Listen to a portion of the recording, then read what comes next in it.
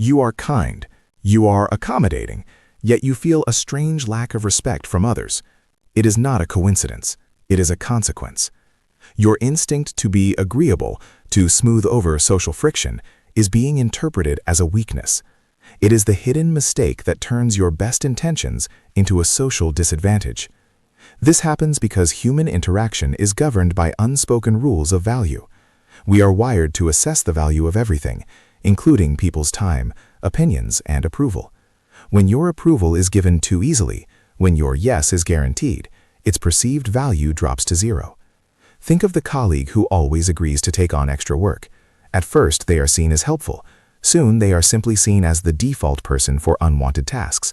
Their willingness is no longer a gift, it is an expectation. Think of the friend who always changes their plans to accommodate others. Their flexibility is not appreciated, it is taken for granted. They have taught people that their own time is less important. This is not a judgment of your character, it is a simple observation of social mechanics. Your niceness is not the problem, the lack of boundaries that accompanies it is. There are 3 principles you must understand. First, the principle of scarcity. Anything that is abundant is devalued. Your energy, your time, and your agreement are finite resources. When you distribute them without discretion, you signal that they are worthless. People do not respect what holds no value. Scarcity creates value. A strategic no is more powerful than 1,000 automatic yeses. It demonstrates that your time is a valuable commodity, and it forces others to recognize that. Second, the principle of friction. Respect is earned in moments of slight resistance. People subconsciously test the boundaries of those around them. When they push, they expect to feel a solid structure, not a void. A person who never disagrees, who never offers a counter-opinion, who never defends a position, presents no friction. They are socially invisible. Saying, "I see it differently," or "that does not work for me," is not an act of aggression. It is an act of self-definition. It creates the necessary friction for respect to take hold. Third, the principle of implied motive.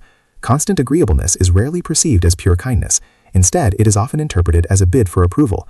It signals that you need something from the other person, their acceptance, their validation. This immediately places you in a lower status position. A person who is secure in their own worth does not need to please everyone.